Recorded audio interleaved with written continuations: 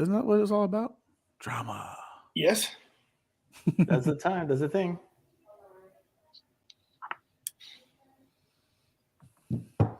Welcome to Puro Pinche Sports. I'm your host, Jose Garza, and tonight I'm joined by my co-hosts, Trey Parker and Arturo Ibarra. What's going on, guys?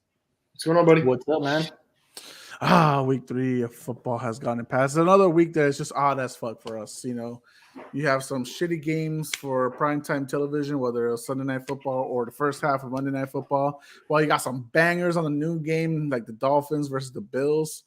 Overall, Trey, let me ask you now, Broncos fan, football extraordinaire. What are your thoughts after 3 weeks, man? Like, it looks like more or less everyone's getting out of their preseason mode. Like, they're all feeling fresh as is. So, like, what are your thoughts right now going into week 4? It's definitely been a weird 3 weeks for sure. Not only in the actual NFL, but in fantasy as well. It's kind of been hard to judge certain things, certain players you think are going to be hot, don't, and then vice versa. So it's been interesting, man. It's been a real whirlwind of emotions, both in the actual NFL and non-NFL related. So it's fun, though. It throws a little mix in for sure. How are you feeling, Art, with everything? I was not muted himself. Controversy? Nah, dude. Honestly, man, it's been – I'm glad football's back, first of all, though. But I think at the end of the day, though, it's been a weird 3 weeks already, especially with the players, like, in our fantasy league, man. Like, I don't think I drafted bad. It's just my team has not shown. And it sucks. But literally, this is the only league that I'm, like, down on. I'm on the other 5, I'm, like, good. But the other 4, I'm good. But this one is just, I'm down, man. 5? You're crazy, bro. I'm total 5, yeah. I'm doing 4. I think this one that we're in, I'm 1-2, which sucks. I think I have a good roster too. I'm 2-1 in Kevin's league, where I'm champion. I'm 1-2, and then the Yahoo league, I'm actually 0-3, and I thought I had a solid banger team there too. So it's odd. It's weird, very weird. Okay. Same concept in my third league. I'm doing pure trash, and I thought I had a decent lineup, but nope. Like, I think I sent you my rosters. I haven't done any trades or anything, and I thought they were at least all Final Four worthy. But nope, not this season. The fantasy gods are weird right now. So. They're against us. But anyways, I think people don't want to hear about our fantasy. Well, we have more stories about fantasy. I mean, we have enough shit. We were talking about this right now before, so we'll get to that later. So I wanted to start with the big game, the Buffalo Bills visiting the Miami Dolphins. I think that was arguably one of the best anticipated games going into week 3. Due to the fact of how the Dolphins came back, how strong the Bills have looked. But playing out in Miami, the weather seems to really affect a lot of teams when they come visit, whether it's Tampa, Jacksonville, or even Miami. When you go visit, it's a tough time. Trey, you saw the Dolphins squeak a win, right? I say squeak because I don't know if it was like dominant or such like that. But give me your thoughts on the Dolphins winning, taking control of the AFC East, and what you think their future is. Man, that was a really weird game. Both games in Florida, the opposite team looked winded. If you look at the end of that game, Allen looked beat. Stephon Diggs looked beat. Like, these guys were dog tired. They put up a good fight, but I think also losing it at the end like that definitely whooped them even more. It was a good game nonetheless, so I was really excited. I thought it was going to be a gunslinger, but it ended up being a pretty low-scoring game from what I thought it was going to be. So overall, I was impressed with it. I was very happy with that game. I still can't believe Tua came up on top like that. That's crazy, but I guess it is what it is at this point. So. Yeah, I mean, you saw him get dropped, like he fell back and hit the back of his head right before, the end of the first half. And then he gets up, he stumbles, some say it was maybe his back. He did have that hip injury history before. So, anyone who has back problems, you kind of know, like, if you start stumbling, your legs feel weak and shit like that. Art, give me your thoughts on the Bills, though, because they had control for the game for 40 minutes. They were on offense for 40 minutes, 90 plays versus 39 offensive plays for the Dolphins. Give me your thoughts on the Bills struggling, even though they had 40 minutes of possession. So we saw them just, man, like they manhandle, man, like past teams, the Bills did.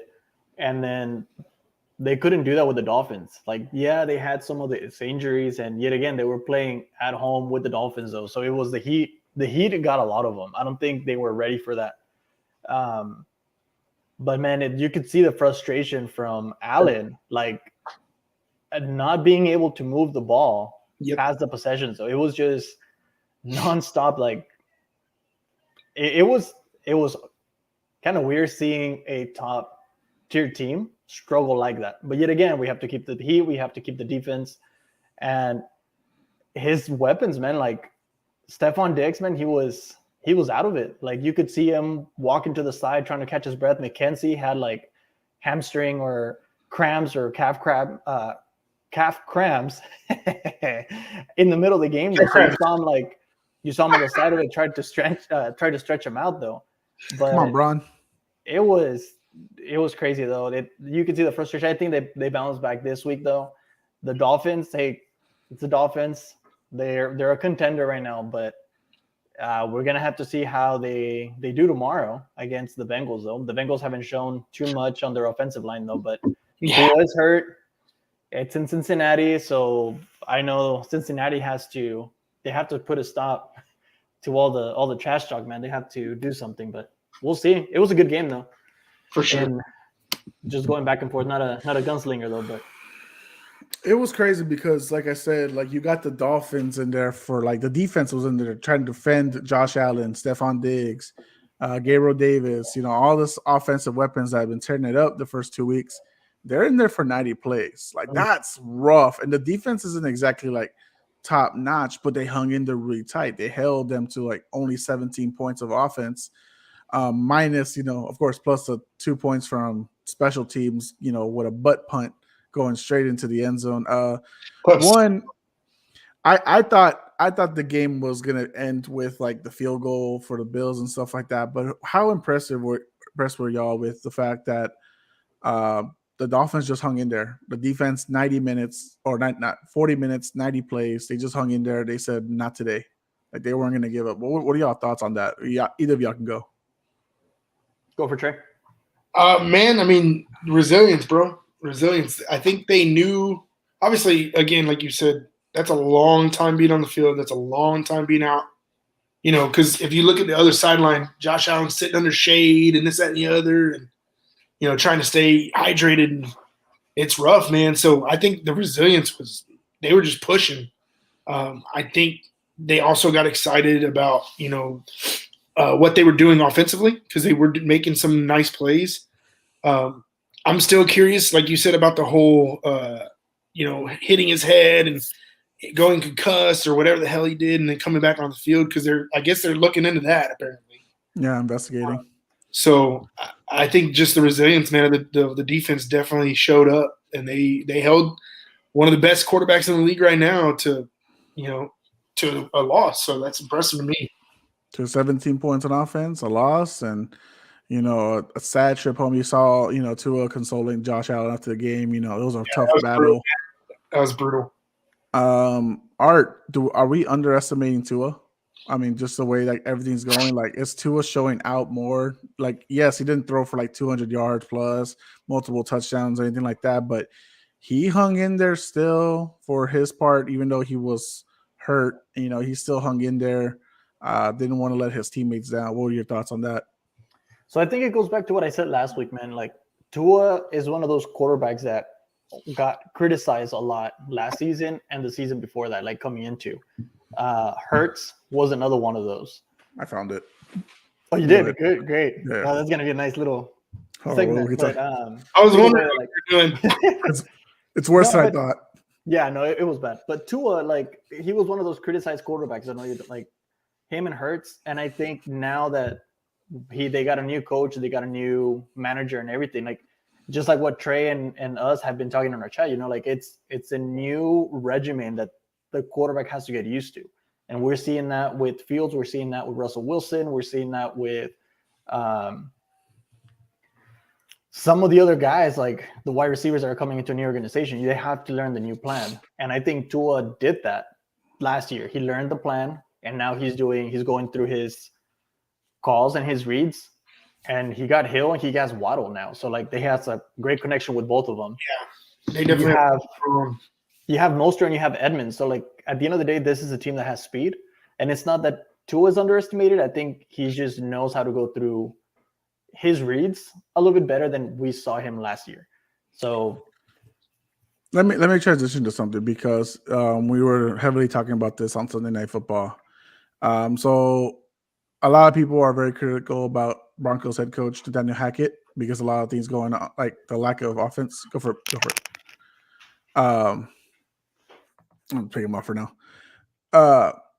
Me and you, Trey, were debating. We were like, not really debating like he should be fired or anything like that, but because of new ownership and stuff like that, you want to see more out of him, especially with someone like the Hall of Fame quality of Russ. Yeah, Mike McDaniels is also a first-year head coach. Would you say, Trey? I guess in this perspective, because since we're talking about, we could talk about first-year head coaches. Do you feel like Mike McDaniels got the hang of it like really quickly early on, or is it just like maybe the nerves, he just needs to shake it off? Nathaniel Hackett, I mean, like you see the comparisons of these first-year head coaches, like. Yeah, definitely. I do think the first probably 2 weeks. This last week wasn't as bad, I don't believe, but I think the first 2 weeks definitely you could see Nathaniel Hackett's nerves. And don't get me wrong, we have a solid team if we can stay healthy and put it together.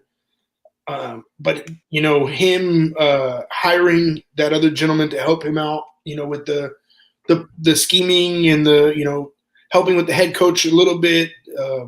I think that'll help his scenario further down the road, so that way he won't get stressed right now. So maybe that will take a little weight off his shoulders and actually make him calm more during the game. As far as McDaniels. Man, that dude he's kind of scientific, bro. That dude is smart as shit. So I actually heard something. Y'all were talking about last week with the whole, having the huddle in a general sense where it looks like it's, tight end, running back, two receivers, and then they break out and everybody's spread out wide. So now your big bulky defense is having to stay with these fast speed guys on the outside, and it's like, dude, you can't keep up with that. There ain't no way. So it's kind of cool to see two polar opposites, right? I thought Nathaniel Hackett was going to come in and be ready and this and the other. And maybe he will be, halfway through the season, but maybe the jitters are kind of kicking in. But Daniels is showing what's up, bro. He's kind of cold. So I saw this on the NFL Network today, man. I was actually listening to it, and I rewinded it because of a segment that they talked about Russ and how Russ is Russ, dude. Like, he knows how to make plays out of nothing. Mm-hmm. And what he's not good at is doing his reads. Like, he likes to improvise. Oh, definitely. And what the Broncos are trying, I didn't think about that until I heard that. It's like, the Broncos are trying to make him or teach him how to read the progression and say, okay, can I make a play with the play that we have? If not, after I'm done with all my reads, all right, then I can make something with the play. And usually Russ jumps the gun and does whatever he wants. Look at those two big plays that happened late in the game. That one to Kendall Hinton, he scrambled left, made a beautiful throw, bead throw, mind you. And then that one where he booked it himself and, got, what was it, like 12, 15 yards, something like that. Like two solid, old Russ plays. So I like that. I like that they're trying to teach an old dog new tricks. And I think that's neat, because now you're going to see Russ actually improve from what he was in Seattle. I think so too. And again, same concept going back to it. It's a new head coach. It's a new scheme. It's a new quarterback. It's a new ownership, which I know that some people don't think the ownership matters that much, but and that's why that matters. Look at Jerry Jones and the Cowboys. You know what I'm saying? Like, it does matter. Yeah. So for me, the reason I was bringing up that, like, when the text messages, is that I think ownership is going to keep a really close eye on this, because for sure. They didn't hire Nathaniel Hackett. They got the approval and everything after the fact. Like, Nathaniel Hackett was like maybe like the week of the Super Bowl or the week after, something like, it was around that time. Yeah. But they didn't get the ownership until like April, May, whatever. So they're gonna keep a close eye on it. My thing is, though, when you have some, like, Art, was rating, the duo of Sutton and Judy high, right? Like, everyone but me had them in top 10. They were going to be really impressed because now they have a quarterback like Russ. Russ is like dangerous. He's a little older. He's a little more bulkier than he was when he first started, so he's not going to run the ball as much, and that we're seeing that right now. But at the same time, too, since they didn't make the hire, like his time is on the clock. Like this is his like even if like they make the playoffs, they got to like or they have to be like super impressed with him.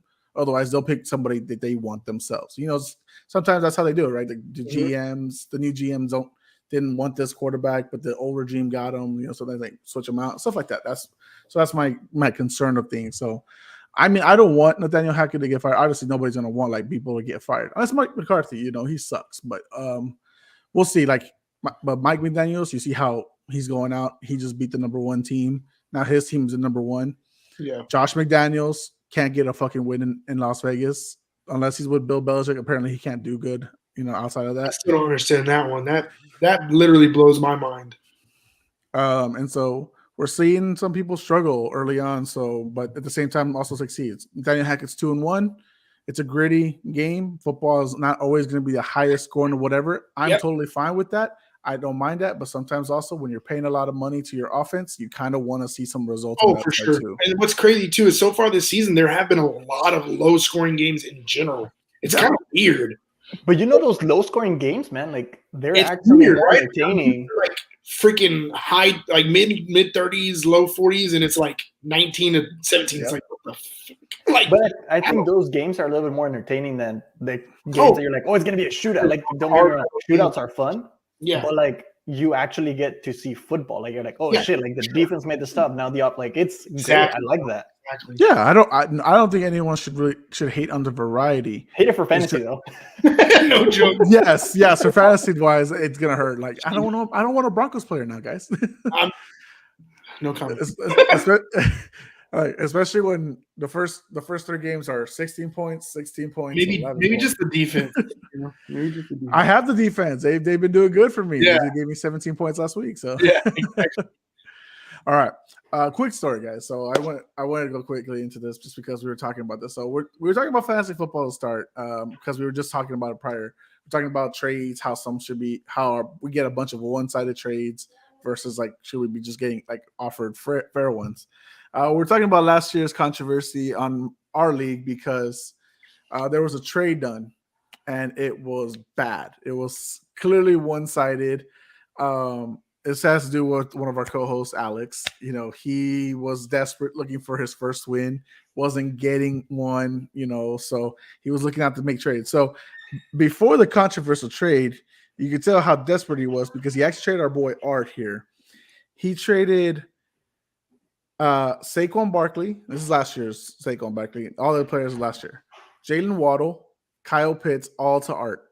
While Art gave up Cordero Patterson, Deontay Johnson, and Alex Collins, the running back for Seattle, who is not even there, I think, anymore. So that was a decent one. Oh my god. Okay. So that's decent. You know, last year Saquon's not this year Saquon. So yeah. And at that point, Cordero Patterson's already setting, you know, himself apart. Yeah, that's what I'm saying. That was the only decent part of that trade. The following trade, which made everyone controversial because he's trying to get new people. He gets Mike Williams, right? At the time, Mike Williams is top 3, top 2, whatever, wide receiver. He gives up Stephon Diggs and Herbert and Justin Herbert. He had 2 QBs in that league, though. That's still. Oh, wait. No, it gets better, though, Trey. After that trade, I got Herbert in my team. He also gave you Mike Williams, to be fair. No. I got Herbert from the other guy. Oh yeah, but Alex, after he like pretty much gave up, he gave Mike Williams. Got Mike Williams and traded away Stephon Diggs and Justin Herbert. Stephon Diggs was struggling early on, so this is why I think he put it in there because it was rough. But it was a glitch. It could have been a glitch too. It was, but at the same time, there's a lot of controversy. Was he asleep? Was other things going on? I forget the full details of it all, but it was a funny story. It's just like, watch out for your trades in fantasy football, guys. That's all I gotta say. Sometimes you go crazy. And that topic's only brought up because of because we get today's trade. Yeah. Because Arden trade made a trade today, and that was more fair. But someone said, "Oh, one-sided trades." I don't know. You know who you are. So, anyways, we'll move on to that next topic. Actually, no. You know what? I want to ask y'all. I want to let y'all tell me what games do y'all want to talk about. Was there something that happened on Sunday that y'all want to discuss? I mean, just the normal shit for me. I mean, is it more with the Broncos? We want to talk about Cooper Rush becoming I the wanna second talk about coming. Are we going to talk about how Cooper Rush is becoming the second coming of Roger Actually, Staubach? yes. I actually We can talk. talk about that. Which one? I think Cooper was throwing fucking dimes, bro. He was actually diming it up out there, bro. Like, it was nice. Like, he had some great throws. I even texted my other group, too. I was like, dude, he's actually, like, throwing really well. He looked comfortable. He didn't look rushed or agitated or irritated or anything like that. Like, that He's one not making mistakes. that CD should have caught was a beautifully thrown ball right in What his was it, like a 50-55? God, dude, beautiful. Right into his freaking pocket. Like, gorgeous. Even the one that he caught with the touchdown, it was perfectly over the defender to where CD could only catch it or go out of bounds. End of story. Like, that was a great game nonetheless, back and forth, but it was, man, he was killing it, bro. Also, I want to put in there, Pollard needs to take over very, very soon. If not, he needs to get traded and be a number one running back somewhere. He's definitely doing work. I think the best thing for Cooper Rush and the Cowboys and their fans is that he's not making mistakes. Like, he's not desperately throwing, heaves out there just to make a play like freaking Mac Jones and his injured ass. What?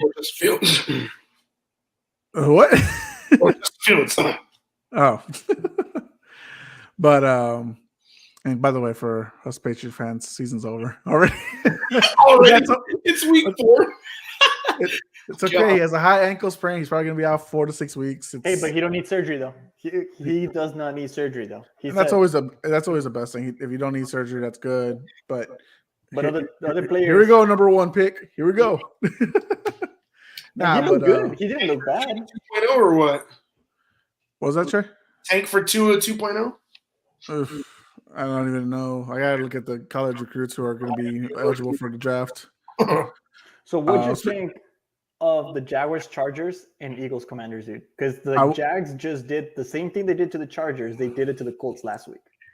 So I was about to bring that up, actually. Since we were talking about tanking for somebody. I mean, Trevor Lawrence is coming in really nice. That Doug Peterson hire has been very beneficial for that team. And their defense is stupid. Yes, it is. He's looking very comfortable in the pocket. He's not making many mistakes. He's feeling good. Maybe we were really critical on the overpay for the receivers, but those receivers are showing up and they're showing out. James Robinson making himself a really big candidate for comeback of the year after that Achilles tear. Travis Etienne's okay, but he's not really showing out because James Robinson is still owning that the lead role in the backfield. Art, talk to me about the Commanders. Carson Wentz is back to Carson Wentz. He's struggling. The Eagles decimated them. Give me your thoughts on that game. Man, I think at the end of the day, it wasn't that Carson Wentz went back to Carson Wentz. I think the Eagles D is just they're making freaking locks, man. Like the fact that they were able to the first week they had their hurt ifs, but like against the Vikings, they were able to contain Justin Jefferson, KJ Osborne, and Dalvin Cook to slow yardage. Yeah. So the fact that they were able to contain one of the top 3 or best receivers, top 5, however people want to do it, like the fact they were able to close them and then close the running back, like that was great. Yeah. Like they're playing smart defense against the Commanders, man. Like they knew that the weapon was not Terry McLaurin, dude. Like I've been calling, I think he's gonna get rookie offensive player of the year, man. Jahan Dotson, man, like he's super fucking shifty. And they held him to low yardage. Like that's the person that Carson Wentz has a connection with, and that's the one that moves the ball around. Yeah. The fact that they were able to shut him and Curtis Samuel down, like Terry McLaurin couldn't really do much because of that situation. You can only go long with Terry though. So man, it was crazy. AJ Brown is going off, but Devonta Devontae Smith, man, Smith got rock bottomed multiple times, and he still caught that ball, Catch hung was on so to shit. beautiful though. there was like 3 or 4 players, man. That catch was gorgeous. Did you see the one on the sideline though? The one before the rock bottom? No, I didn't see that one. So he goes up and like he just catches that ball on the sideline, like above the receiver. Yeah. And that was a freaking great catch too. First Like, off, sir, if we're gonna talk about a sideline catch, we gotta throw in the use check catch, bro. The toe tap, that was toe tap, bro. Come on. Yeah, it was nice. It was nice. Yeah. But anyways, guys, let's introduce our fourth member of the panel. Good co-host here.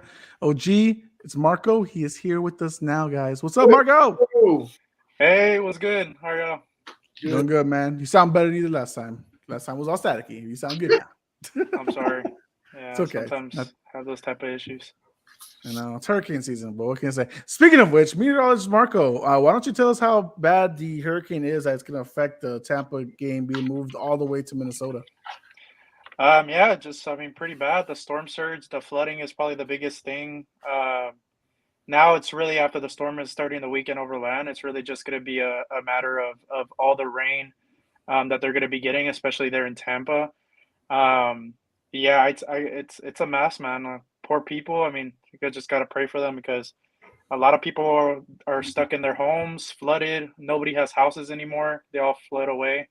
I mean, you're talking about wind gusts up to 180 miles per hour, taking out homes. I mean, it's no joke. When you got a Category 4, which it might be upgraded to a Category 5 after they get all the data, you're talking about worst hurricane on the scale, probably top 3 worst hurricane to hit the western coast of Florida. So not a pretty sight. And yeah, we just gotta see the aftermath now. And the flooding is going to be the biggest thing.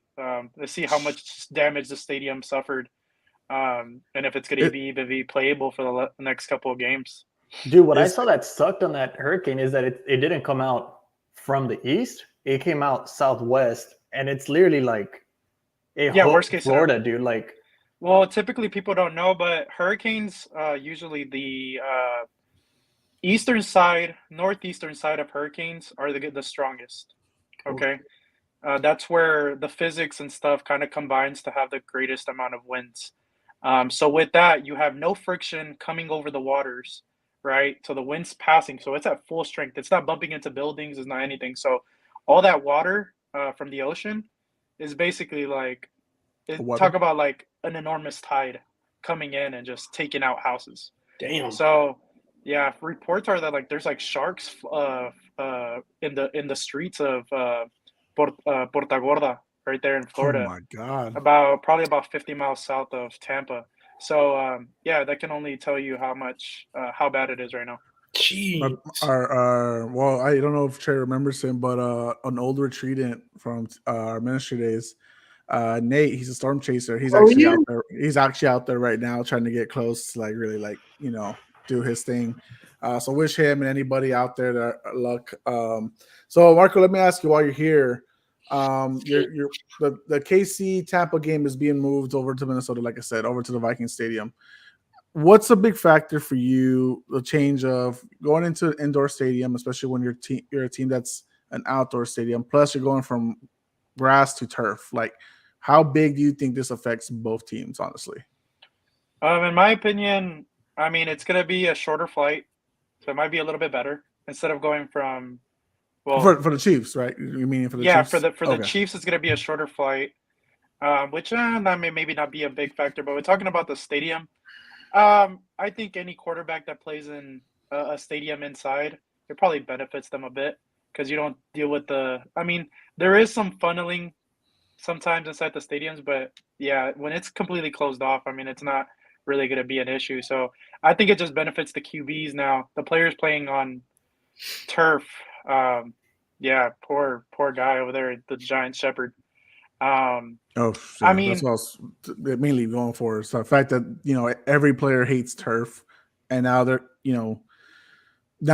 forced to go over there, especially when they're preparing for like just regular grass. Injuries are sometimes also like a little bit more mental. So this happening, and now it being like getting so much mainstream media, and they're listening to it. Now they're gonna think twice of how they cut on turf. Like, just watch how a little bit of things start changing a bit.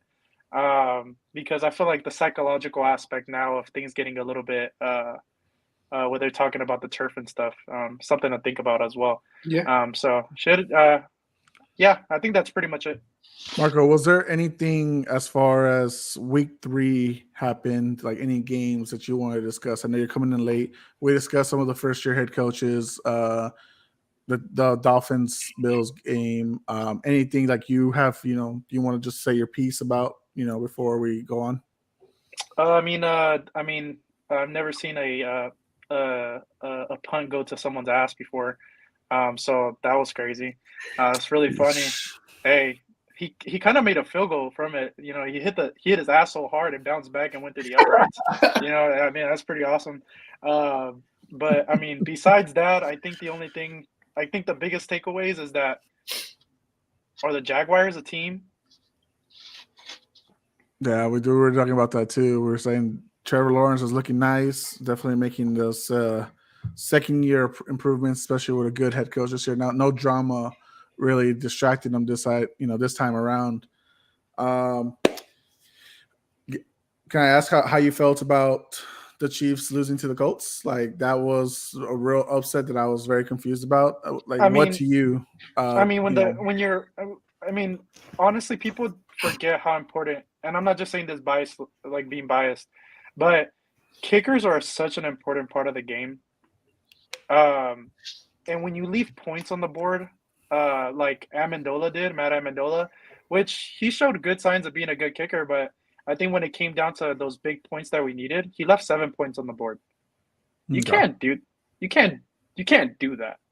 And that's a swing in the game. That's 7 points. If he makes those field goals and he makes that extra point, it's a completely different ball game right now. And I think that's the biggest thing. I think for the most part, our defense just got sleepy at the end. And, when a 6-7 foot guy, could just put his hands up and catch the ball, what do you do? Trey, how did you feel about the fact that actually in that last drive for the Colts, they got the stop. The Chiefs got the stop, and then Chris Jones is talking shit to Matt Ryan, talking shit. They throw the flag, and it's 15-yard penalty, automatic first down, even though the punt team's already out there. Stupid. It's dumb. I understand trash talking is part of the game. I get it, and it's cool to do it a little bit.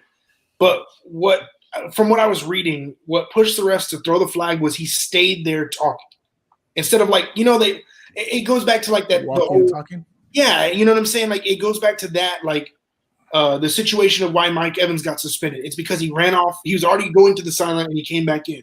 Saying, walk off and talk your shit a little bit. They're not going to do anything. You know what I mean? Don't make it a big fucking deal. And right then and there, they had him, they stopped him, and they were about to get the ball back. And knowing Patrick Mahomes, as everybody knows him, they could have easily won that game. Yeah. I agree. They were winning that one, and then that penalty cost them to get the game-winning touchdown. Yeah. The swing is real big. I don't know his position in it. Mark could probably answer this more better, but if Chris Jones was part of the special teams for that punt and stuff like that, maybe he doesn't need to walk away because Matt Ryan was already walking away. It's not like I don't know. Maybe I don't know if he was going to be in for the next play for the punt and stuff like that. I could be wrong. But if he's going to stay for that play and he's not moving, he's letting Matt Ryan. It's not like he's getting in his face and stopping him from going. I don't know. I thought that was just a big dramatic, situation that really did not help, the result of the game, obviously, because the Colts are not the better team. Football is 50% mental. If you let things get to you like that, I know in the heat of a game it's pretty easy, but when it costs you flags, you can't have it, man. Especially a vet like him and the type of player he is in our league, you just can't have it. He has enough experience to know that. And honestly, I'm questioning the softness of the refs because last year when one of the Bears players just tried to avoid the ref or kind of bumped them, they gave him a penalty flag. Yeah, well, look at the pass interference call from last night's game or Monday night's game.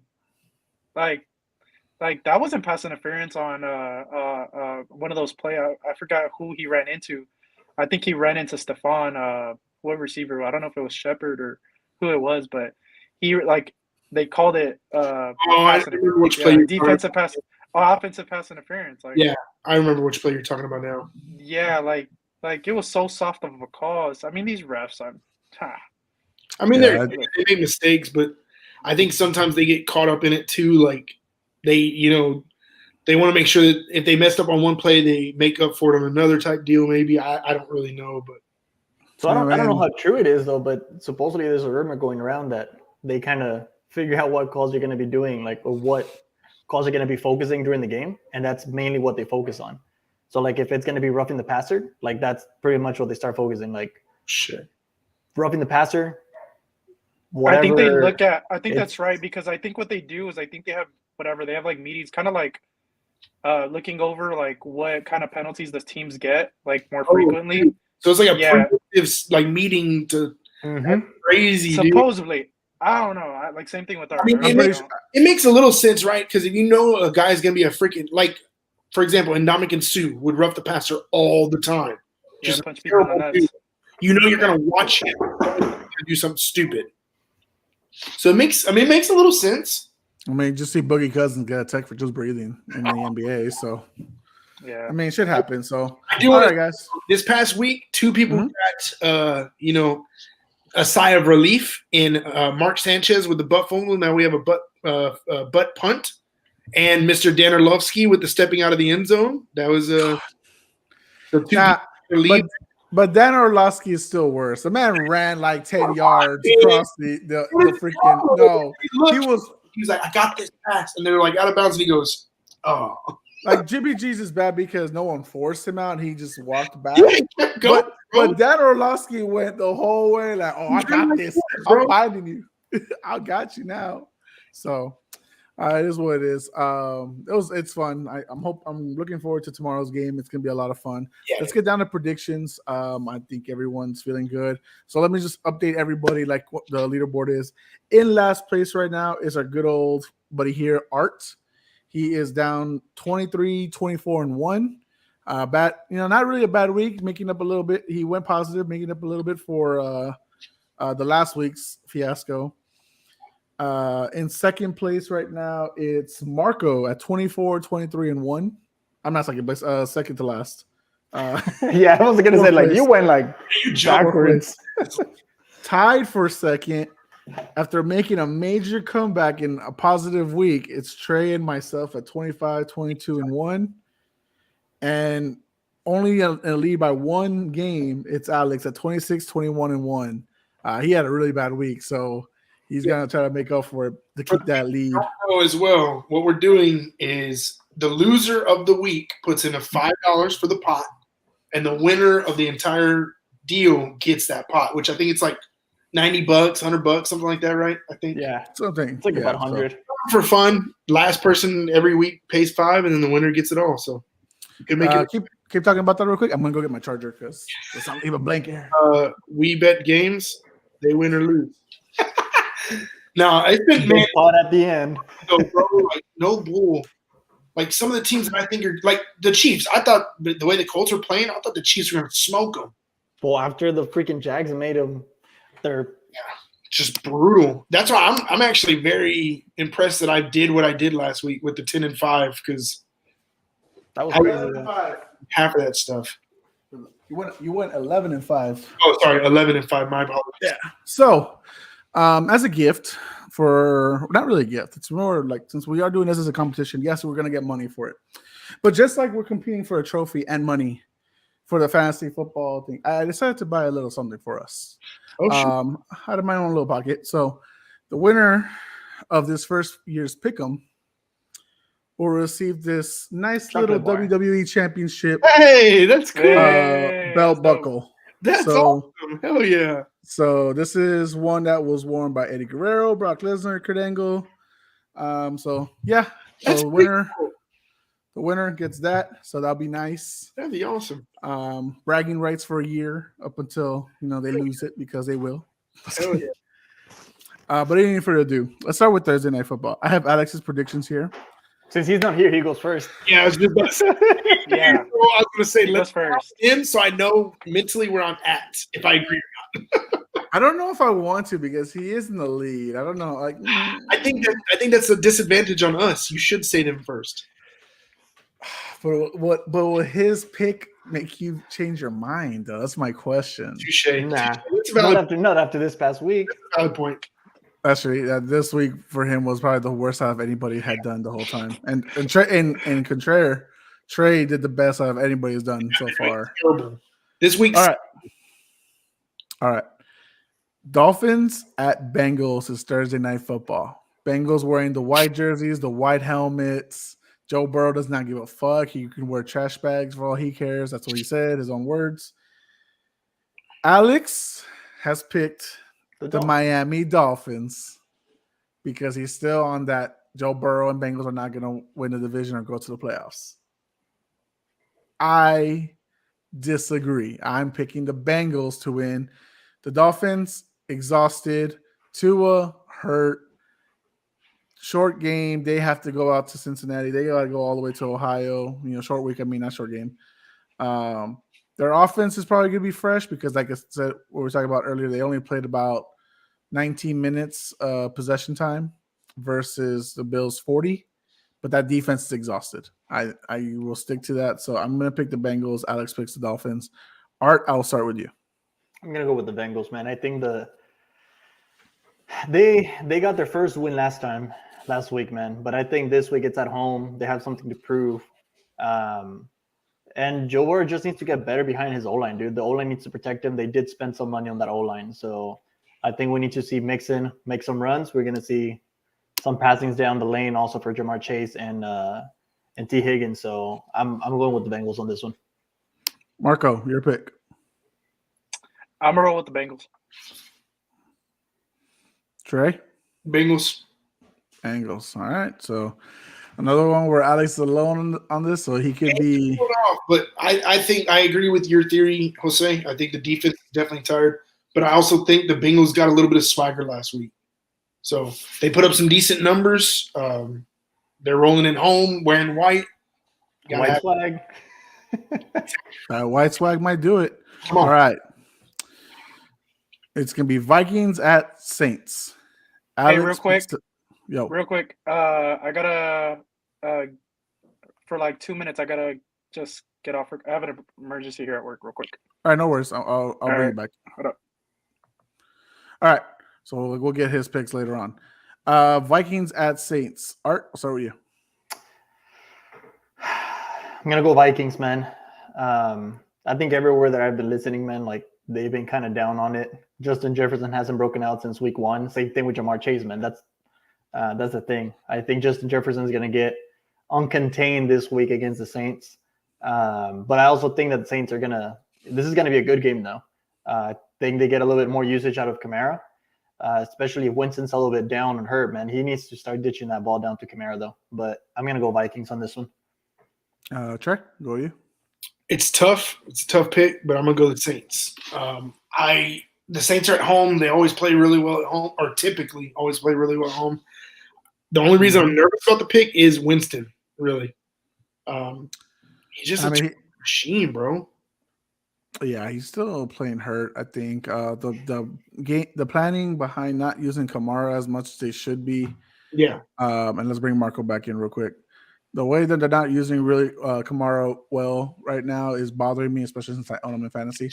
I think I said this on the fantasy comments. I was like, dude, Kamara put up more of a fight in that elevator against that civilian than he has on the field. He needs to really command the ball more. I know that their head coach was the defensive coordinator last year. Now he's the head coach, but they need to really step it up. The Saints are better than this, especially with that defense. Yeah. I'm picking the Vikings to win. I think they're just the better offensive team. Dalvin Cook's injury does worry me, though. He's gonna come with a harness, man. He's gonna do his harness game. That might not be till the following week, but I'm gonna pick the Vikings. Marco, what's your pick for the Vikings at Saints? So I gotta support my boy Justin Jefferson on my fantasy team because he's been absolutely ass the past 2 games. We're gonna go ahead and I'm gonna go ahead and go with the Vikings here. I think they have something to prove still that maybe they're not as sorry as a team as they've been showing the past 2 games. So let's go Vikings. Yeah, they got the nail biter win against the Lions. It was really tough. Lions still looking good even in defeat. What are you gonna say, Trey? I was gonna say the Lions look good. I do. Dan Campbell is really like passionate about it. I mean, he's a guy you fight for, so you know those Lions are gonna fight for him. Definitely. Alex picks the Saints, so it's he and Trey agree with the Saints winning. They're gonna win at home. That's their prediction. Speaking of the Lions, we have Seahawks at Lions. Alex picks the Lions. Myself, I agree. I picked the Lions. Art, I'll start with you. What is your pick? So this is going to be an interesting game, though. DeAndre Swift is hurt. He has a shoulder injury also. Amon-Ra St. Brown has an ankle injury too. So it's going to be interesting. And TJ also has a freaking hip and ankle sprain. And then DJ Shark, or no, you're thinking about the other one? Fuck, I had it in my head. I was looking at my fantasy, but no. Yeah, they're all hurt. All the receiver core is hurting right now a little bit. Jamal Williams is probably much the only healthy weapon they have right now, other than TJ Hawkinson.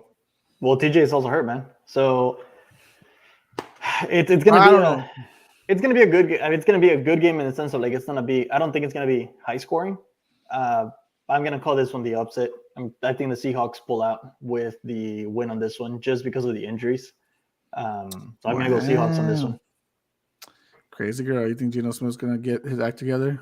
He hasn't looked good since that week 1 matchup against the Broncos. Ironic. Marco, your pick. Seahawks at Lions. I think, too, this is a tough one just because of all the injuries. You know what? I think the Seahawks are aiming to get a quarterback in the draft soon. So gonna go with the Lions. Let's get the Lions winning. All right. We got the Lions win there. And Trey? Lions. I just think they're on a hot streak right now, man. I do agree with Art's injury-prone status, but I don't know, man. Goff is hot right now. They shouldn't have lost this past week. Mm-hmm. Doing all right, man. He's Jamal Williams. I love Jamal Williams. He's goofy. So, have you noticed that the freaking injuries have had nothing to do with either of the teams winning the past week? That's what I'm saying. Here already is just so weird. Like, but you know what? For weird year. But for that, like, how disciplined are those like teams that are winning despite injuries? Like, like the Tampa Bay, yes, they lost a close one, but that defense is still strong. They only lost by 2 to Aaron Rodgers. And they have no weapons with Mike Evans suspended, Godwin hurt, Julio hurt as always, stuff like that. And they somehow still only lost by 2 points. Yeah. So it's crazy. Got everybody. So Art's the only odd man out on that one. He's the only one to pick Seahawks. The rest pick Lions. Jets at Steelers. Art, I'll start with you. So I think this is the first game that Mr. Mommy quarterback is coming back to play. He's been cleared. I'm gonna go with this. Yeah, he's cleared, man. They cleared him. So they're gonna set Joe Flacco supposedly. Stifler's mom's got it going on. So I'm gonna go with the Steelers on this one. My pick. This is another game where I think Trubisky has to put up points, man. He has to make a better connection with Claypool, Deontay, and Pickens. So I'm gonna go Steelers on this one. Let me ask you this before we go on to the next person picking. The OC apparently is not allowing Mitch Trubisky to call an audible. So whatever he calls, that's it. Is straightforward. I wouldn't either. But I would. I would let him do it. I mean, I was just kidding. Yes, in my experience, I mean, fucking. Matt Canada is saying, you know what, Mitch? You failed in Chicago. Yes, you went to Buffalo, but you can't call an audible even if you see something on the field that you have to go by my way or the highway. And after they start 1-2, is that really a fair thing to continue? I don't believe so. I don't think Matt Canada should be doing that. Nah, dude. Honestly, like it's a funny thing that I think everyone just puts Trubisky's fault on the Bears, man. But at the end of the day, it was freaking Nagy, dude. His game plan is just even though he got the freaking like coach of the year his first year, man, like it has nothing to do with it. Trubisky's not a bad quarterback, man. We saw him. I think he got a lot better experience in coaching in the Bills, and I think we've seen some of that. Like he doesn't have his interception ratio; it's like super low though. So he just needs to make make better Yeah. passes though. True, So- true. But if you're a QB in the league, you need to be able to take chances too. But if your know what team's I not mean? letting you though, Yeah, that's true. And, It's- and it's a another thing. too. Let me maybe put this into another take here. Do for you it. think they're doing that with him because they're kind of thinking of Kenny Pickett coming in, and he may be like, "Oh, well, you let him call audibles," and it'd be like a setup for Kenny to know, like, "Hey, I things are think- gonna go through me." I think Mike Tomlin is protecting Kenny Pickett because he knows how bad his O-line is. And if Mitch Trubisky is struggling with this O-line already, and even the running backs, like Najee has not had an explosive game yet. If you don't want to put your rookie, your future quarterback in danger. Yeah. So I personally believe that they're going to sit him out at least until week 14 when they know they're out of the playoffs, and then he could just get some, end of the year reps before the following Yeah. year. That makes sense. So I personally think they're just trying to protect him. Marco, I'll go with your pick now for Jets at Steelers.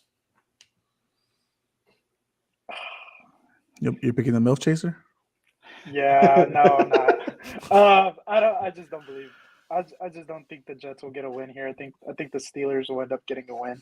I think it's unfair for they're booing Mr. Trubisky. I just think it's so unfair. They're chanting for Kenny. Yeah, Kenny. and I just don't think it's fair. You were Trubisky, you know what I mean? Like, that's kind of fucked up. Yeah, poor guy, man. I mean, just poor dude. Can't say much about it. So I'll go with him. I'll go with the Steelers. And I get it. Fans are impatient, right? Because you see like Herbert, he came in for Tyrod Taylor after he got stabbed.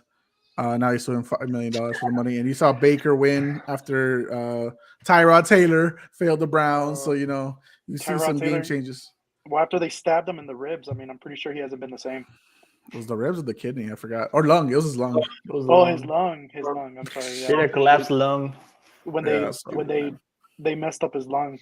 I think they said we're playing the Chiefs. You know what? Die for me a little slowly. Yeah, pretty much. I was also thinking with like the whole Kenny Pickett situation. I understand like sitting behind a quarterback, but like, what are you gonna learn sitting behind Mr. Trubisky? I don't know, dude. Like that's kind of a thing too. You gotta toss. Maybe learn not what to do. Oh yeah, That could be it. interesting. Yeah. Yeah, that could He be I'm it. gonna do B. Screw that. What was that, Trey? Repeat it. I said he does A. I'm gonna do B, like to learn what not to do. Mm-hmm. Trey, your pick for Jets at Steelers. I'm You gonna gotta go with it. What is that? You cut him off. Ooh, why? Why are you going that route? Y'all pretty much gave every answer for me. Like, how do you trust the Steelers? I'm sorry. Defense. Defense. Yeah. Yeah, I get that, but you also now Wilson is not. I honestly, I wish they would leave Flacco for a little bit. Wilson is not the guy. I don't think. Okay. I was gonna say. No. What I was gonna say is Wilson's not the guy, but he's mobile, so that does help a little bit because you can do RPOs, you can do the rollouts, you can do things of that nature. So I think that's why they'll make it work harder for the Steelers. He could also throw you 5 picks in one game. True. He could do that. He could very well do that. All right, so Alex picks the Steelers. I pick the Steelers 4-1. This is Trey's against everybody pick. Watch the Jets win. It could happen. All right, Bears at Giants. Alex picks the Bears. I don't trust the Bears because they still won't let Justin Fields throw more than 20 passes. I think he threw only 18 last game. So I think he's still under 60 or even under 50, I think, or just a little over 50 overall for the season. That's crazy. If you won't trust him with David, and then David Montgomery is hurting a little bit. Darnell Mooney hasn't had a chance to really explode because the team's not letting him throw.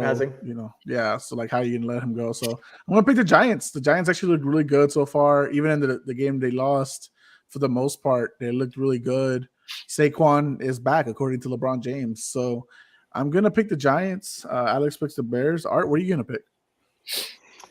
So I'm gonna roll with my team in on this one. That's what it is. But I was watching a video yesterday, where they're actually picking apart the O-line from the Bears, man, and they actually don't look as bad as what people are saying. No, they're They're making the stops. It's just like you said, like it's the freaking trusting of Fields and letting him throw. So I hope that this is the game where they let him get that connection with Kmet and Mooney. But Herbert looked good on the ground, man. He looks more explosive than Montgomery, though. So I think this is going to be a run game. And then yet again, last game they played it safe. Yeah, they kind of played it safe with that field goal, though. But it was nice to see that instead of putting them out to fail. It's like you have the easy win there, take it. Don't go the extra mile. And just like the Broncos game, man, it was a greedy game against the Texans. So Texans. Did the Bears just squeak by against? The what? Who did the Bears just squeak by against? The Texans. Texans. Okay, yeah. I was like, it's low scoring. Okay. So it was a low scoring game, but I'm just gonna go with the Bears, man, on this one. They don't need to win this game, though. Truthfully, they just need to let Justin Fields throw the ball, man. See if he is gonna be the quarterback. And that's my biggest thing is like you look at Trevor Lawrence. You know, he's exploding his second year. He's getting more opportunities. Even if he fails, even if he's like throwing interceptions, let him learn. You know, simple as that. Marco, your pick for Bears at Giants. I think the Giants look good as well, so I'll go with the Giants. Trey? I'm going Bears. I think Herbert had a great game. I do agree. I think they need to. What's the point of having a star young quarterback if you're not going to let them do what they need to do? And not let them be comfortable. Like you were talking about with Russ earlier in the episode, like if you're going to make a guy not comfortable, how is he going to make him good? So I wonder if they are going to let him have a little bit of slack. I also am picking them because the Giants obviously lost Sterling Shepard. And I read, I don't know how true it is, but I read there's a couple other injuries that they're kind of dealing with. So we'll see if that's true or not. But Kadarius Toney is still a little Kadarius Toney, Wanda Robinson. Kenny Galladay doesn't give a fuck anymore. So that's a mental injury more than. The only one that I can trust on there is Saquon, which I mean he's killing it right now. But and you know what? Like the Bears' defense is not the Cowboys' defense, though. But they have not looked bad though. Yeah. Except against the run. Like if they're able to stop Saquon, I expect it to be a low-scoring game, 17-17, something around that area, very low, 17-20, 17-14, whatever. It's defense gritty. That's fine. I mean, sometimes you need to pick up wins, and it might be the toughest way, but you pick up a win. My biggest thing so far, I'll say this. I looked up at Justin Fields' quick stats. He's only thrown for 297 yards total, thrown 2 touchdowns, both in the first game of the season, nothing since, and he's thrown 4 picks. So you're not giving this man an opportunity. So no, not at all. That's so wild to think about, dude.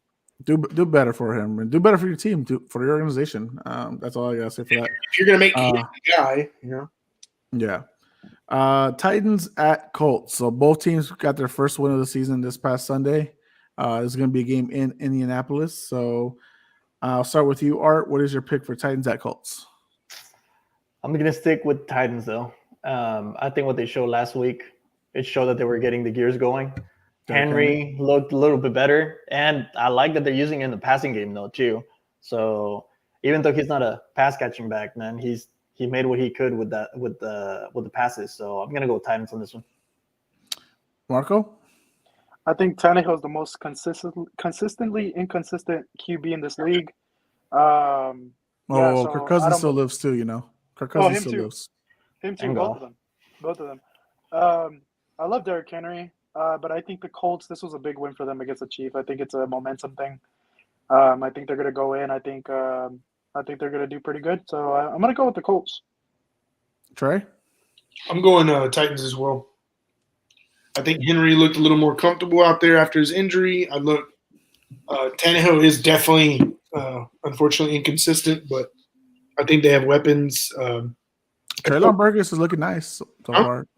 Treylon Burks is looking nice. Yeah. I just the Colts. I want them to do so good. I really do. But I just haven't seen much. They have the talent. They do. That's what I'm saying. I just haven't seen. They're also being plagued by injuries too. Like Jonathan Taylor didn't even participate in practice today.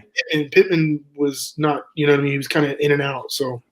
But there's the thing. Like I feel like without Pittman, their long offense, Matt Ryan's not able to do much without it. And then they're not using Jonathan Taylor the way they should have. So, yeah, that's why I'm towards Titans personally. I don't want because I like the Colts, but I picked the Titans to win the division. Obviously, the Jaguars are making me second guess that very well right now. But I do pick the Titans to win this game just because I do think Derrick Henry is essentially back. That defense for the Colts is not bad, but I also think they just struggle with him the most. And if Ryan Tannehill can run some plays too, make things happen with his legs. At least open it up a little bit. Yeah, so I'm picking the Titans. Alex picks the Colts. I'm going to assume that he's just also thinking home field advantage here too. They got the win against the Chiefs. They're feeling good. But those injuries are just hurting. Shaq Leonard has yet to play. So that's another thing for me too. Big injury on the defensive side for them. He might be back though. You think so? I thought they were saying next week, but maybe so. Maybe even if he is back too, like if Shaq Leonard, let's say, comes back this week, it's also his first game. He hasn't had many reps. Whereas the other team that he's playing, they're kind of ready to go. They're feeling good after beating Vegas, the Raiders, and so we'll see. All right, let's go with Chargers at Texans. Myself and Alex both picked the Chargers, even though that team is ravaged with injuries. Justin Herbert still, of course, feeling the pain. Keenan Allen, we don't know what's going on with him. The starting tackle Slater is out for the season, I think. Joey Bosa's on IR. So that team is just ravaged. A team that a lot of people had high expectations for. They're just hurting a lot. But I'm still picking them over the Texans. Like, that's just the Texans offensively aren't. But defensively, they're keeping it as low as they can, but they're not like putting up like major points. But who knows, right? The Jaguars put 38 on them and held them to 10. So I could be completely wrong. So, all right, I'll start with you. Chargers. Mark. Jesus, who answered that? I'm hearing my kid banging the door. Okay, Chargers. Marco. So Nick Bosa's out with a groin injury. Groin injury. Bosa. He's on Joey Bosa, sorry. Joey. like done. I was about to say you're announcing for the Niners? Oh my God. No, yeah. Joey's done. I didn't like how they looked, obviously, last week against a team that might be a team. But I'm gonna go with the upset here. I think because the Texans are a little scrappy team, man. They might pull out a win. We'll see. Okay, not bad. Trey? I'm going Chargers as well. I do agree that the Texans are low-key kind of scrappy, but I don't know if they're scrappy enough to stop the weapons that the Chargers actually do have. You better hope they're scrappy because you just traded for Brandon Cooks.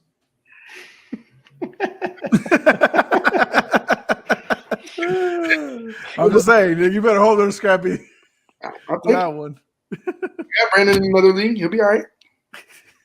All right. Browns at Falcons. Art, I'll start with you. Man, I think the Browns get it. I think Jacoby has looked good, decent, better than some of the other quarterbacks. Also, just the weapons, man, like Chubbs and Hunt, they look good running the ball. They have a good O-line.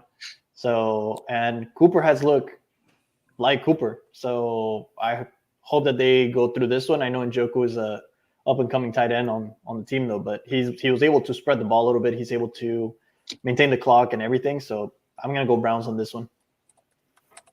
Marco. Hold up. I'm trying to see what the spread is. He's like going for I want the odds. Falcons at home, so you might choke. Oh, 1.5. For It's who? minimal. Falcons are favored by 1.5? No, the Browns are favored by 1.5. I'm gonna go with the Falcons. I'll go with the Falcons here. I'll take the Falcons. All right. I'll take the Falcons. Trey? Taking the Falcons as well, bro. I don't know. You have the spreads on you, right? Cordell shows out. Mariota shows up. Like, it was a tough pick. It was a tough, click to make. But I'm picking the Falcons. And it's not like Mariota's looked bad, honestly. No, that's what I'm saying. Like, it was tough because I like kind of where the Browns are at to an extent. Some of the things they've been doing, they're 2-1, so on and so forth. But it's definitely one of my tougher clicks for sure. So Alex picks the Browns as well, so that's 2-2 between y'all. So me, I went with the Falcons, mainly because it's hugely affected, I think, the Myles Garrett, accident. The injury? Dude, that was wild, bro. So prayers for him and his friend that were in the car. Obviously they're okay. No serious injuries, but it was bad, and I think he's going to be already sit out for like a week or two. So without him there, without probably Jadeveon Clowney, I think that Mariota and Cordell Patterson are going to go off on the run game. Yep. Allow more opportunities. Drake London is very impressive. Dude, he's looking good. Kyle Pitts is finally getting the ball more respectively like he Drake should London. be. I said it. You said Drake London. We all have different rookies, but we'll see how that goes. It's going to be an impressive season, but I'm picking the Falcons as well, just because of the minus of Myles Garrett. Not to say, of course, Nick Chubb and freaking Kareem Hunt can't go off, right? Amari Cooper, 100 yards a game so far, like even with Jacoby Brissett. Cowboys, I mean, maybe they won't say it publicly. You're regretting that trade right now. I guarantee that shit. So speaking of Cowgirls, Washington at Cowboys. I'll tell you right now, me and Alex, we picked the Cowboys. Cooper Rush is keeping it, lit. He's keeping it close. He's not making mistakes that are costing the team. That defense has been solid. That's what's been keeping them alive every game. Micah Parsons, even though he was ill, still went off for a nice sack. I think they got the defense got 7 sacks this past game. So Washington struggling the last 2 games. Didn't put up any points really until the end after it was already over against the Eagles. So I'm going to pick the Cowboys, and so did Alex. Art, what is your pick? He's going to be a different one right here. I could already smell it. For some reason, I just feel like the Cowboys always choke, man. Ooh. But I like how Rush. No, I know, but I just feel like after a good 2-3 games, they just decide to choke down and make all the doubters yell again. But right, I'm gonna go with the Cowboys. Well, yeah, I've been seeing that too. It's hilarious, man. But I'm gonna go with the Cowboys on this one. CD looked good, and Rush looks like a better quarterback than Prescott. Man, he looks more composed. He looks a lot more patient in the pocket. I wouldn't say better quarterback, but I mean, he's looked better than Prescott the game. You mean the one game Prescott had this season? He looked better than him. That's what I'm going he did. That's a fact, though. He's saying the truth. Yeah, okay. To be again, I wouldn't say he's better than him, QB, but Bengals and Giants defense versus Buccaneers defense. I mean, come on, let's not be real about that one. I don't care if Dak's making $140 million. What's up, Trey? Cooper has been doing work. I'm not saying he's not. I'm just saying Dak had to deal with that defense that everyone has struggled with. Aaron Rodgers. They're saying Cooper Rush might win MVP. Who? Michael Irvin? In reality, too, I also think because Cooper Rush knows that it's not like a for sure thing, so he kind of just has that "fuck it, let's play" type deal. No, I think teams are going to pick him up after this. And he could. Yeah. Could. I mean, there's teams nice right now. So hey, if the Bears aren't successful with Justin Fields, Cooper Rush might be the guy. Yeah, Simeon. I don't know. Andy Dalton might come back. Oh dear God. Oh God, no. All right, Marco, your pick: Washington or Cowboys?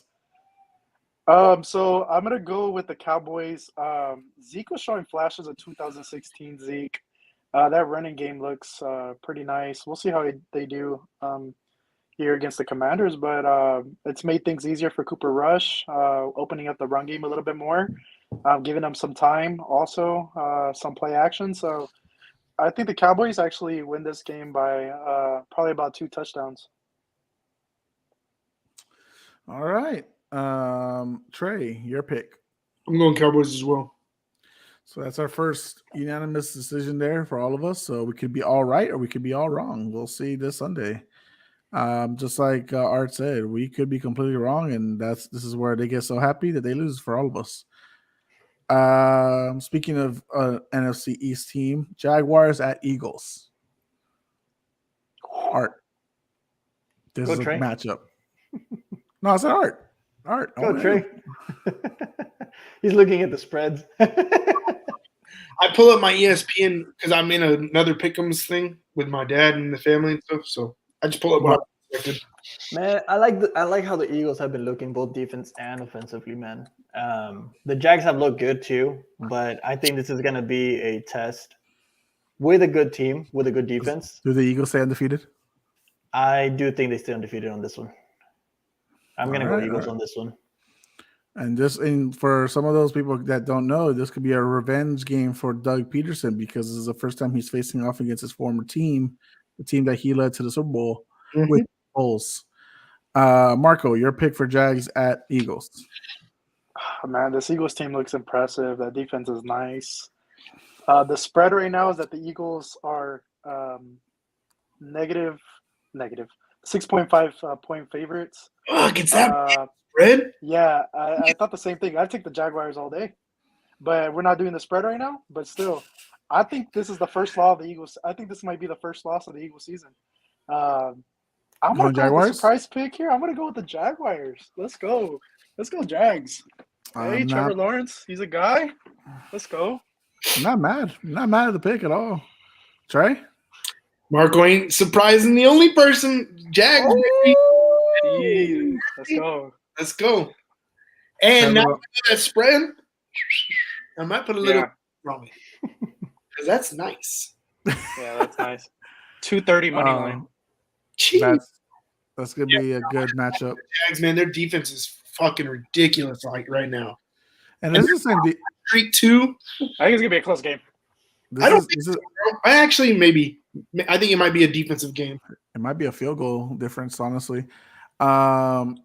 This is also the same Jaguars defense that held Josh Allen last year to nada, essentially. So that defense is nasty.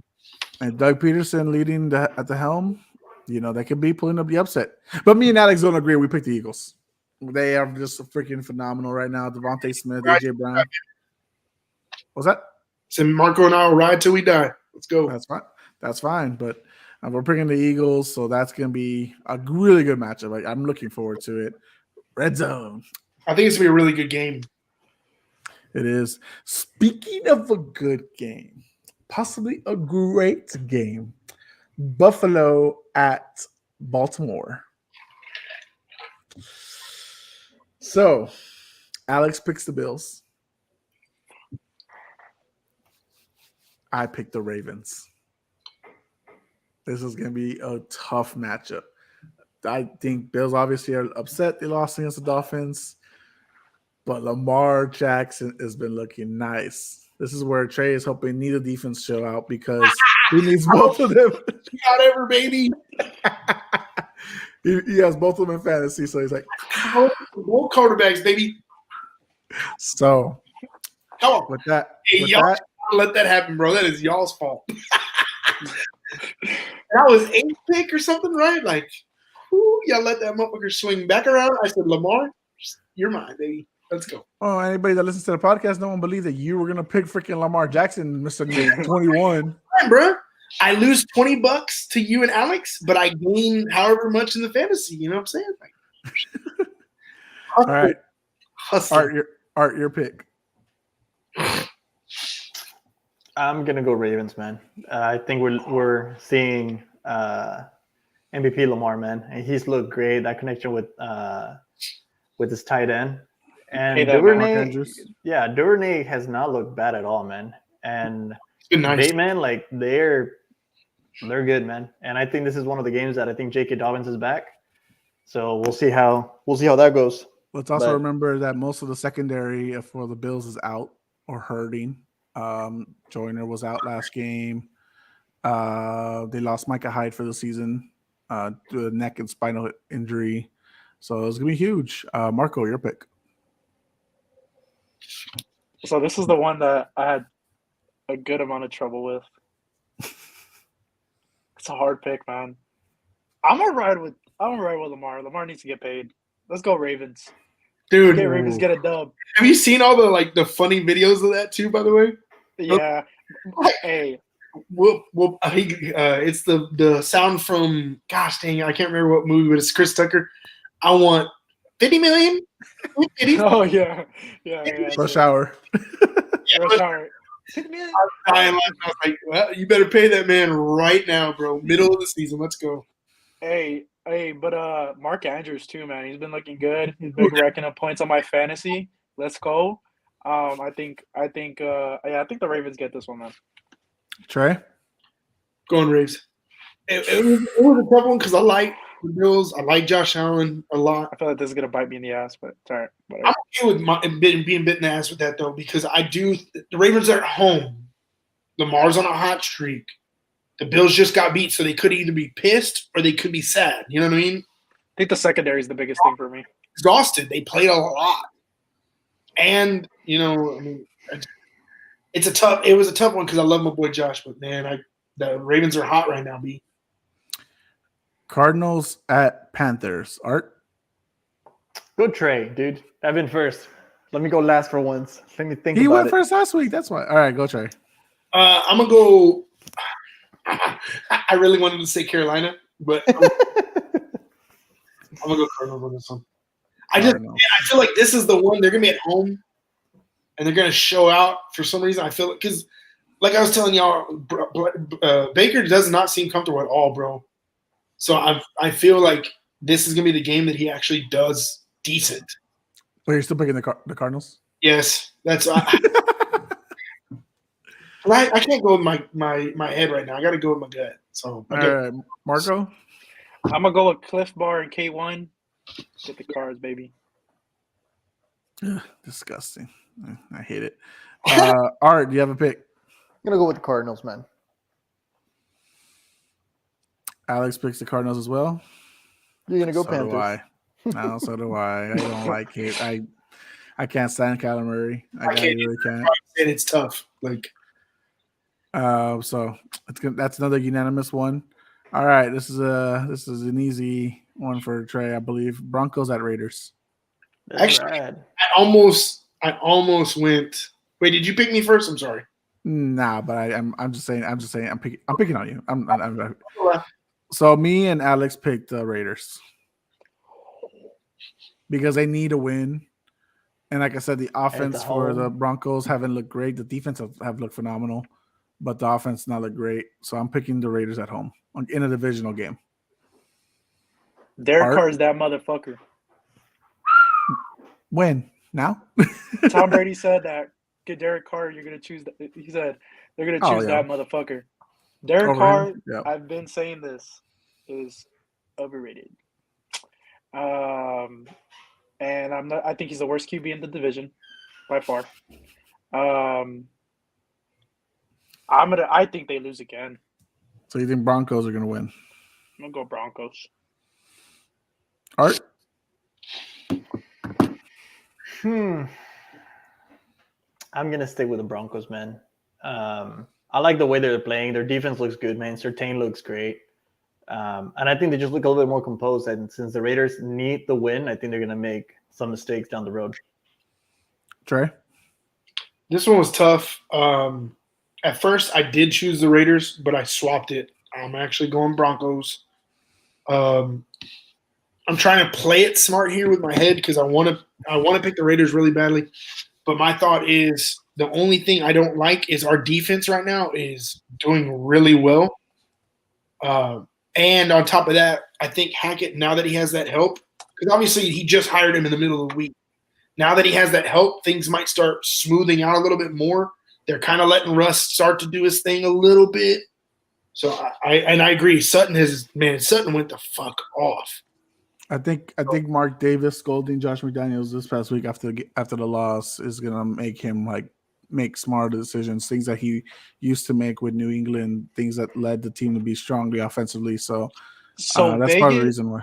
Vegas has the Raiders as 2.5 point favorites. They're favorites, yeah. Over the Broncos. And a lot of it factors with the low scoring of the Broncos. They've averaged, I think, honestly, the Raiders could put up some damn numbers if they wanted to. But I also don't think the Raiders are playing to their strengths right now. They're not. Jacobs hasn't really done shit, at least from what I've seen. Devontae got shut down. Like he's getting touchdowns, but he's getting held for most of the game. Like he's not going off. Obviously, he's going to get his TDs, but in the sense of actual stats, he's not really doing much. Yeah, because he doesn't have Aaron Rodgers. And it's crazy, too, because Derek Carr, I didn't think he was – I thought he was okay. Obviously, he's no Aaron Rodgers, but I didn't think it was that big of a deal because of the weapons they have around him. But I mean, I don't even think Derek Carr is like bad. I think it's the play calling. I really think because look at last year. Like even with the drama of John Gruden and then switching to Rich Basia, like he wasn't playing bad at all last season. Like he got shut out twice against the Chiefs, but other than that, he looked really good. And I really think it's Josh Allen and Josh McDaniels and the play calling. Like I just think it's bad. New system too. Yeah. So, But hey, Matt, what is it? Hollins, right? Max Hollins. I think he went off. I think this team just needs another year. I just don't think. I agree. Yeah, I think next year is going to be a different story. Same concept with the Broncos. I agree. I think once we get a year under our belt, same concept. I also thought the difference with adding Chandler Jones to be on the opposite of Max Crosby, like them getting the edges, I thought that was going to be a bigger factor. It hasn't been. That's what I'm saying. Like it's crazy to think that, but whatever. Patriots at Packers. I forgot. Did I say first? I'll go first. Packers. I picked the Packers. So just the Patriots are going to be without. I love how you said that. I'm the only one that's picking against my team the last 2 weeks. Everyone else you don't believe in Brian Hoyer, bro? Come here. Come here, look me dead in the fucking eye. You tell me if you think I should be following Brian Hoyer's bitch ass. Did you see them ask? Did you see them ask Belichick about Brian Hoyer? And he was like, he knows the offense pretty well. That's the only reason they have him. Jeez, just because, like that's it. Because, oh my god, he's like. I thought Jones was y'all's guy, man. He's hurt. I know he's hurt. He got a high ankle sprain on the last play for no fucking reason. Did he get? They're already down by 11 with like less than a few minutes. Like, why did you keep him in there? Anyways, Packers. Alex picks the Packers. Art. I'm gonna go Packers. Marco? Even though I don't want to, but Packers. Trey. Clean sweep. As it should be. And honestly, like if it was not Matt Patricia, if it wasn't Joe Judge, maybe I could say the defense would put up a fight. But no, fuck that. Fuck that. All right. Sunday Night Football. Chiefs at Buccaneers. Art, I'll start with you. Can't wait for this. I'm gonna go with Mr. Tom Brady, man. I'm gonna go with the GOAT. Tom Brady. This is also, we talked about this earlier. This game is going to be in Minneapolis, so it's going to be a different factor for both teams compared to like what I said they're preparing for originally. Marco, I already know your pick. Do I even need to say it? Well, actually, you go ahead and just say it. Cheese, baby. Hey, All right. look. I mean, Tom Brady is the GOAT, man. Got to put respect on his name. He's had Mahomes' number for a little while, so got to put the respect there. I don't think it's going to be that close of a game. You don't think so? I just don't think the Bucks have the weapons, bro, right now. They get Evans. They get Evans back. But I think you're but underestimating they're the going to defense. limit him. They're going to limit Evans.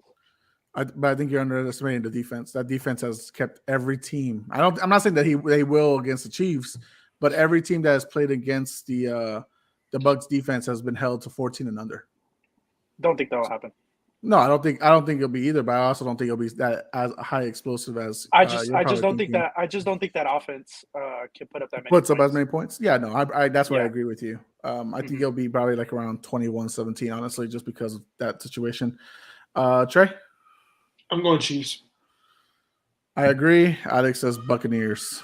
So that's 3-2 right there. And then for Monday Night Football, hopefully this one's a banger, but maybe not. Rams at Niners. So Alex picks the Niners to win at home. With Jimmy, even though Jimmy G will be stepping out of bounds and causing safeties, he picked them. I picked the Rams. I think the Rams have felt more comfortable the last 2 weeks. Cooper Kupp is still the best offensive weapon out there right now. Those are our picks. Art, what is your pick for the game? I'm gonna go with the Rams, man. I think last game it should have been a little bit higher scoring on the Rams side, man. Robinson dropped a pass right at the freaking goal line, and I believe there was another either running by Henderson that was supposed to go in, and he just got stopped. So I'm gonna go with the Rams on this one. Cam Akers is finally making touchdowns, making plays, or they put him out there more than they have Henderson, so that's a big change there. Marco, Rams at Niners. So this one was a bit hard for me, just because the Niners defense is really good. But my question is can the Niners put up points? So just going based off of that, I think the Rams win. Rams win. And I think another big factor that actually I'll say it now, even though Trey hasn't gone yet. Trent Williams is probably not going to play this game, the left tackle for the Niners. So protection is going to be very difficult for Jimmy G. Trey? I'm going Rams. And that's our list, babe. That's I was gonna say baby. I was like, everybody, that's our list. That's our predictions. You can think we're wrong, you can think we're right, but you know what? This matchup between all of us and Pick'ems is really close. Dude, it's good, right? Like it's actually impressive.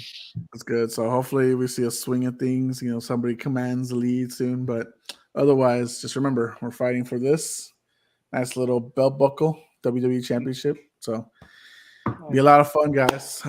Any final thoughts before we're heading into week 4 with the Bengals versus Dolphins tomorrow, or anything else going on? I hope never to see a butt punt again. Hilariously awesome, actually.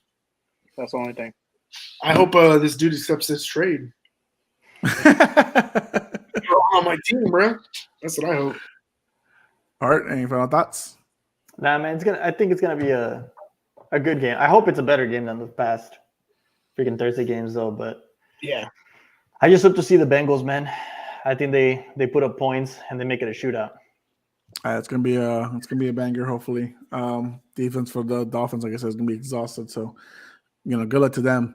But fucking Bengals offensive line, shit. So, all right, guys, thank you for being here tonight. A lot of fun. Always love talking about football, guys. Follow us on Instagram at Puro Pinche Sports. Follow us on Twitter at Pinche Sports Pod.